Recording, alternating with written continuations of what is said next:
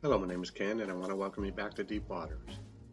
This podcast is brought to you by Applied Strengths Ministry, where we believe working together in our strengths is the effect of working out the will and calling of God in our lives. The title of this message is Wanted, Dead or Alive. Now, this is a very different message in that there's a lot of rhyming and mystery. I've entered into this space before, and it's usually when I'm changing a song of rhyme into a rap chat, whereby I can flow for hours as if I were a professional singer-songwriter. Regardless, I think that there is a message in this, and I hope that you stay with it long enough to get the revelation of it for you and your listening. So this message was written Friday, April 1st, 2022. And as I was standing in the restroom prepping my hair after a motorcycle ride to my employment location, I was reflecting on the status of our Christianity and the negligible impact we are currently having on this very broken and lost world. I'm sure this came from my walk from my motorbike to the entry gates in order to open them for business. Because as I was walking, I could hear the howl of the homeless and wondered what they were doing howling at 2:30 in the morning, and how lonely they must be to be awake so early with nothing to do but howl. So now if they were Christians in the night howling away, I would think that they missed what it is to be in Christ. Perhaps they might just be ministering to the homelessly lost homeless population, though 'tis unlikely in most parts of the streets these days. No, so I go to reflecting on the fact that they are or represent what each of us fears the most, and that is, in some obscure manner, be it in our control or not, that we would end up in the same condition. Not homeless as much as just lonely and lost. Yes, lost on a planet that has Google, lost on a planet that has more social media web-o connection possibilities than ever in the history of man, gender, kind. We seem so lost that we have appeared to have lost our identity. But what about the Christian man or woman sleeping in the night while this lost civilization wanders, fearful themselves that if they ever were to get a good night's sleep on the streets, they might just well wake up with a screwdriver in their hip or thigh? I didn't just make this up. I don't make this stuff up. I have heard. So anyway, back to the restroom as I look at myself in disgust of being too much of an ineffective and unloving human being. Now, I don't need your counsel as to why you might think I shouldn't feel this way. Oh, but if more of us could get to this place, might we ever forever change this world? That if one were to end up homeless, they would at least get a good night's sleep. What have I done to mark this planet with kinship? Oh, what legacy would I leave? And does it even matter? But if the selling of my car could have saved just one more Jew. If we are full of ourselves, then we are consumed with living our own lives within the 7 billion other lostlies, not having touched them in any manner. A social media has yet to incorporate the handshake on any existing platform. Was Jesus onto something when, after witnessing to the melee of his day and how such a race could function without a shepherd, he came to the conclusion that we are all dead in our trespasses, as well as dead to real life, to a spiritual life?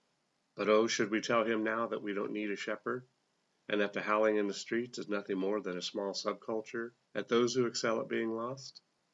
But for the rest of us ignoring the howling, why, we have got this thing. Now, if any would dare to rise up in the role of a much-needed shepherd, then murder we will, just to squelch the birth of any candle in the wind. We don't need light at night, for darkness is a friend to me. So I can't see, but I can see, and I'm glad it's not me. Are you speaking for me, or 'tis as thee as lost as me? No, but so the howl goes on in the night, not as an August rush melody, but in a symphony of agony. And why should we pay attention any more than we do? For don't you know I'm living large and in charge? Besides, I may be dead or whatever he said, but money paves my path and has illuminated it for me. So for you fool, I can see. But what, pray tell of me? Don't they all have telephonies, that they can social light between thee? Pardon me if I may counsel. They for you paid for those devices, as well as the street equipment that seems to make street life a fearless journey for those who would beg, borrow, or steal for the next rod of death, to puncture yet another location in vain. No thanks to Google or Waze, for that gnarly vein maze making the straight journey for the pro, all but impossible for the man who started out living at large. But Kenneth Leroy Shelton, I'm not living on the streets or dead to anything. So what does this discussion have to do with me? Nothing. For you to ask is to outline, at least for today, your destiny, And isn't this your self-proclaimed legacy? You, us, they, them, and well you know the others, for all this haphazardness in defining each separately has led us each to our own destiny. For without he, the shepherd, we are all dead, you see. Now you see? Whether on a path to destiny, lit up by money or the night lights of the corner store. Without he, you are dead, you see. You are dead to he. And so what of the story of such a man and a street beetle, each wallowing out their own destiny? One in a subculture of homelessnessly, and the other leaving the legacy, lit up by the night lights of money, you see. Now you see? But before you see, yes, see what the good doctor states. You see, as the street urchin and the wealthy man, you see, had two different destinies. Luke 16:19-31. There was a certain rich man who was clothed in purple and fine linen, and fared sumptuously every day.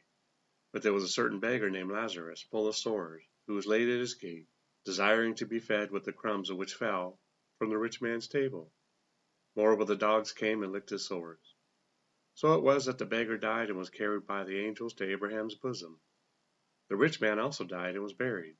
And being in torments in Hades, he lifted up his eyes and saw Abraham afar off, and Lazarus in his bosom. Then he cried and said, Father Abraham, have mercy on me, and send Lazarus that he may dip the tip of his finger in water, and cool my tongue, for I am tormented in this flame. But Abraham said, Son, remember that in your lifetime you received good things, and likewise Lazarus evil things. But now he is comforted, and you are tormented. And besides all this, between us and you there is a great gulf fixed, so that those who want to pass from here to you cannot, nor can those from there pass to us. Then he said, I beg you therefore, Father, that you would send him to my father's house. For I have 5 brothers, that he may testify to them, lest they also come to this place of torment. Abraham said to him, They have Moses and the prophets. Let him hear them. And he said, No, Father Abraham, but if one goes to them from the dead, they will repent. But he said to him, If they do not hear Moses and the prophets, neither will they be persuaded, though one rise from the dead. Oh, so you thought I would depart from the poetic prose and rhyme, you see? Not of just, but for a moment for thee, needed to see that whatever station of life you live, so that you leave your legacy, remember there are 2 lines in heaven, you see, and one will have all of your friends who also spend it a life of destiny, and the other will have all of each and every one of your enemies. For surely hell you would not wish on your worst enemy. But so for you, choose to ignore the howl in the night, which was, by the way, your own, you see, for homeless or not, we are truly all homeless from eternity. And so regardless of the slap heard round the world, you see, when you allow stupidity to rule your life, you see, then its brother foolishly shows up, unannounced but invited by you, you see. No, you don't, but it's not too late for thee. Back to the restroom with me, and ask yourself, as you look in the mirror of destiny, and you see your legacy, can you slap your knee and say with me, Woe to you and woe to me? If we indeed in our lives are found without he, woe to you and woe to me. So whether you live a life of luxury or on the streets, you see, the world that is coming will make his story. For all this time, some 13,000 years, you see, he has been on the hunt for his lost kids. That's you and me. Money is not bad, you see, for it solves all problems. Just ask Ecclesiastes 10:19. Nope. Money that lit up your path to destiny could have fed both you and the homeless, you see.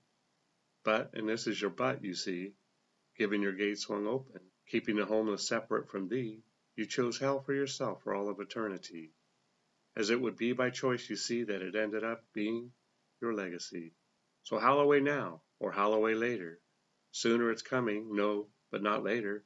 Better to be eaten now by an alligator than to end up in hell, not now, but later. I leave you with this.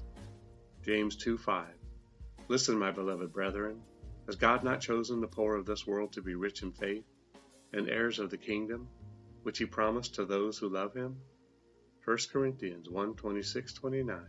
For you see your calling, brethren, that not many wise according to the flesh, not many mighty, not many noble are called, but God has chosen the foolish things of this world to put to shame the wise.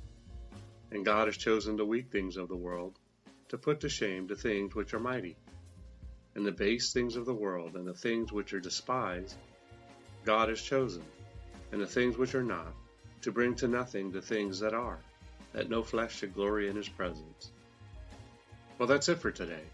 I know you were just thinking that it is strange that the saying, dead man walking, means one thing to a prisoner and another completely different thing to an authentically born-again believer.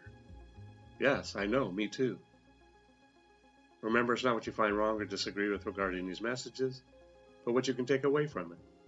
Together we can do more to impact the kingdom than if we work alone. Let's flip the script and kill, steal, and destroy the works of the enemy, and create space for the light of lights to shine through into people's lives. Plant a seed and click on the like and subscribe button. Let's build this ministry together. Thanks, and see you next time in Deep Waters.